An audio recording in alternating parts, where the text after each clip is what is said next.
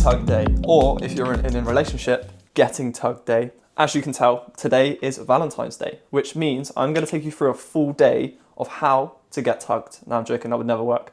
Because firstly, I'm bold, and secondly, it's micro. But what I'm going to take you through is a full day of how I navigate social events as me and the missus are going out for dinner, because you've got to treat them keen to keep them mean. So when you're preparing your food for like events, if you're dieting or bulking, first things first is make sure you track your damn calories before you start the day. It allows you way more time to work out what food you're going to be having beforehand, how you're going to structure your food, and also how many calories you've got left over for the meal. So I've already looked at the menu. That's the first tip. Look at the menu before you even get to the restaurant or wherever you're going to go, so you know what you're going to have. If you're being reactive with your nutrition and you decide when you get there, this is where you're going to be over your calories by the end of the day, and then you're going to be, a little bit off track with your nutrition. So make sure you do that. Second tip is, as always, make sure you meal prep. So I'm currently prepping my meals. So as you always know, start the day off with bagels. Malt loaf is going to be consumed in a second. So I've got 2 bagels with 4 eggs and no ketchup, unfortunately. 60 grams of malt loaf, and I'm just about to prepare my yogurt and granola. And as always, can't go a day without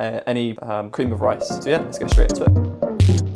So the restaurant we're going to this evening, it's kind of like half tapas, half not. It's a new restaurant just opened, but it's owned by a burger place that we've been to before, which we really love. So it's kind of like, obviously with tapas, it's normally a selection of meats and obviously some small other stuff. So it's kind of with sharing in mind.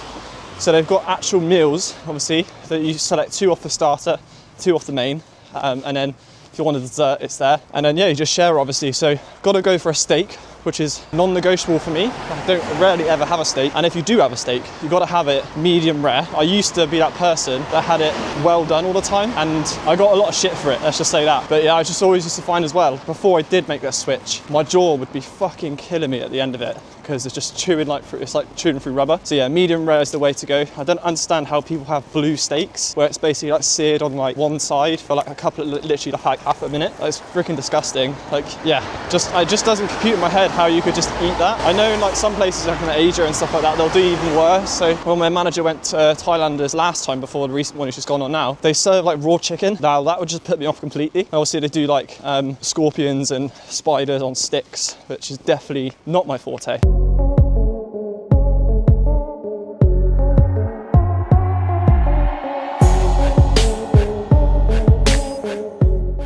Oh, that was good first little lot of sessions. There we go. With Helen and Carmen. Didn't film Carmen's session as she isn't comfortable with being on camera, but Helen absolutely smashed it. She obviously is filmed it last week actually, but we did some push-ups today as it's something she wants to work on in this training block at the moment. So what we're going to do progressively is lower the bar down as we're going through to ensure that we're making that progress. And then once the bar's gone, then it's then on neutral grip dumbbells. Because if you ever find that you're doing push-ups on the floor and your wrists are like freaking killing you, it's because if I flex my wrist now, that's as far as I can get my wrist. So if I'm pressing against the floor and flexing my wrist too much, so using dumbbells in a neutral grip position is a much more efficient way of doing it. It keeps your joints nice and stable, nice and healthy, and you can get a lot more depth out of it as well, which is always good because we want to get that full chest stretch and stretch on the triceps as we get to the bottom.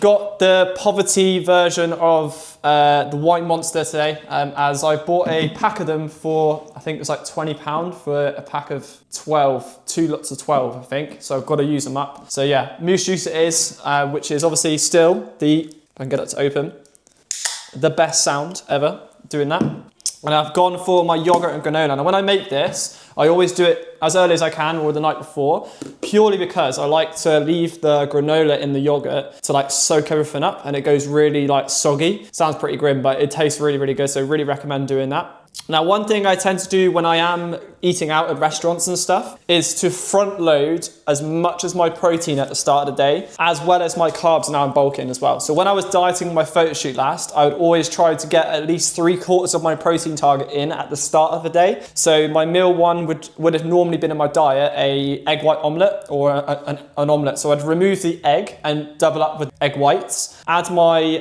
ham and maybe a smaller amount of cheese, and use the fry light oil to kind of keep the calories down. My second meal would have been normally my oats and stuff. And again, I might have done a smaller quantity of oats, but double up on the protein powder to go in the oats. And I might have also had my yogurt and maybe just some frozen fruit on top rather than granola. And in that way, I'm kind of front loading my protein, but also back loading my carbohydrates. So if I was at an event, it meant that my meal selection choices have gone from this for purely just the high protein options, and it's gone from that to this. So now I can go for a lot more of the higher carbs meals. What I do with my clients as well is when you are eating at restaurants, if it's got a protein at the start of its name, so like a chicken katsu curry, then it's likely going to be orientated around that protein source. If it's, say, a spaghetti bolognese, then it's going to be orientated around spaghetti. Okay, so that's going to be the main ingredient. So the fact that you're kind of front loading as much of your protein as possible to the start of the day, it means that when you get to that meal selection on the menu before you even start the day, so obviously going back to the start of the video, I said it's about tracking your calories beforehand. It really, really does help, because you can then be like, okay, well, I've eaten this amount of protein, I've got 30 grams left for this meal. So that could be anything on the menu. If you say you've got about 60 grams left, then it means that you're going to have to definitely go for something much more higher in protein than you would normally have liked to. So today I've got about 40 grams left by my last meal, which is going to mean that I've freed up a lot more selection choice there on the higher carb stuff. Because obviously when I'm bulking, I'm eating a lot more, an excessive amount of carbohydrates, about 500 grams a day at the moment. And so it's going to be quite a hard mission to get in. So I'll give you a quick taste test of my yogurt, and then I'll scoff this down before my next lot of clients this morning. So let's give it a quick taste test. So it's the strawberry, apple and raspberry granola from Asda. It slaps, it's so good. Yeah, that's good. So normally I do add like other stuff to it, like frozen fruits and stuff, but I'd literally just run out this morning. So it's just this. So yeah, it looks a bit like baby sick, as my girlfriend likes to refer it to, but it tastes so, so good.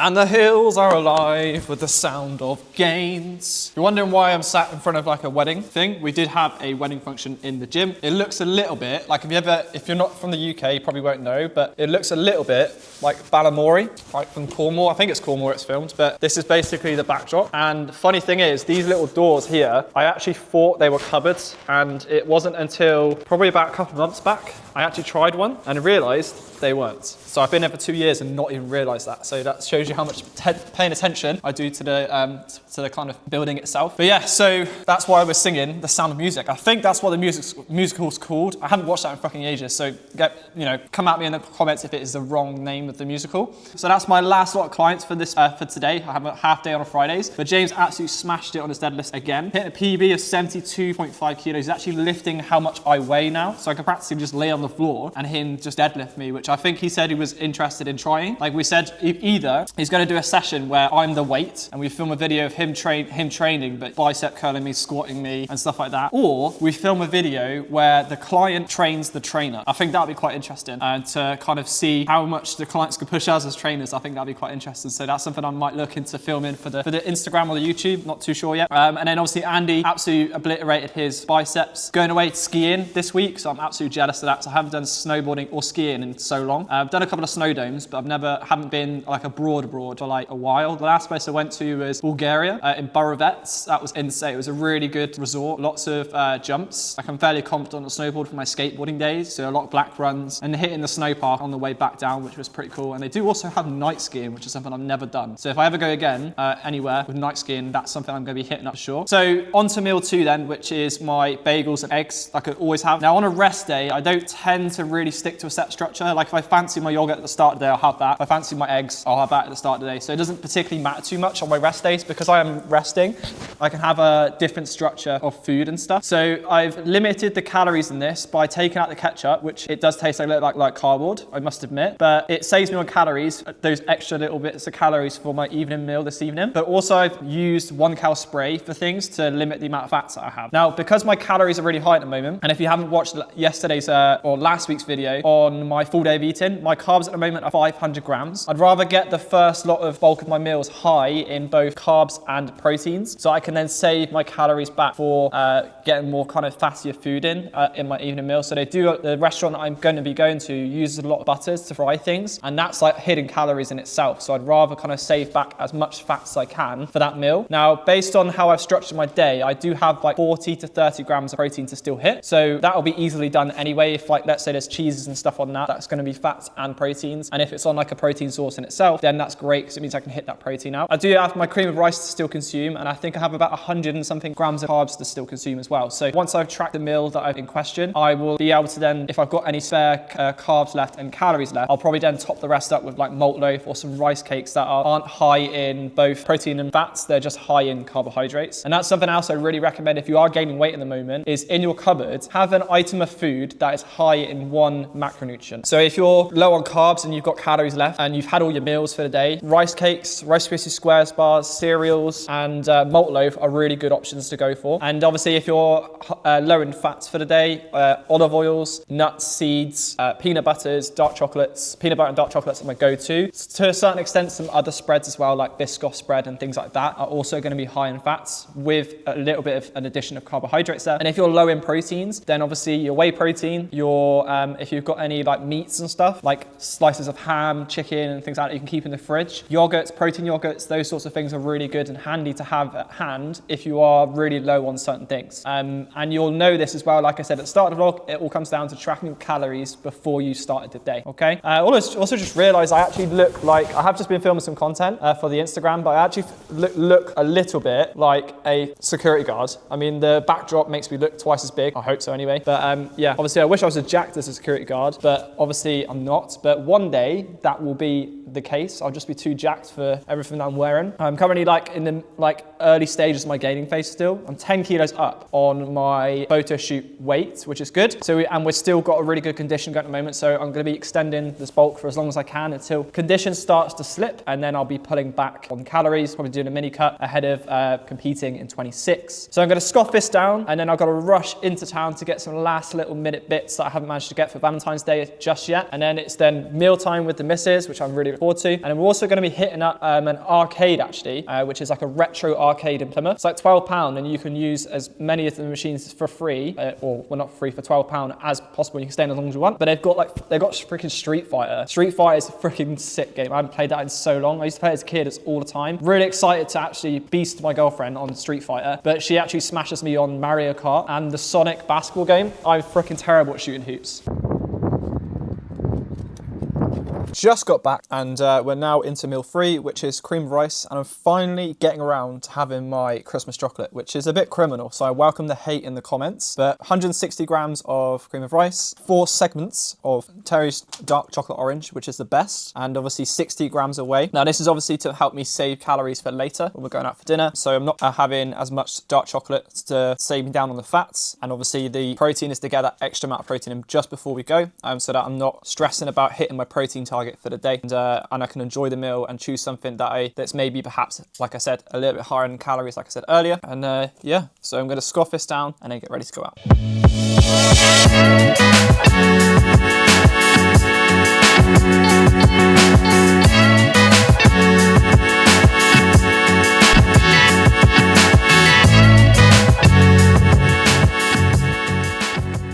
That is a wrap on today's vlog. Didn't manage to get to the arcade in the end, as we were knackered after a long day of work and studying, as my girlfriend's at uni, but we did enjoy our meal out. We stuck to single ingredients foods, as it was just easier to track it, but also majority of the menu anyway was either steak, chicken or fish. So I had steak and chips, and my girlfriend had a steak and bone marrow pasty, a starter of oyster and scallops, and then we also shared a Scotch egg. We managed to get to Casper's as well, which is a dessert place which we haven't actually tried yet. There's one other place in Plymouth that we have tried, so I just stuck to lemon sorbet, and I still had some calories left over to enjoy some malt loaf at the end of the day. So if you enjoyed today's vlog, make sure you hit that subscribe button and let me know in the comments what you want to watch next.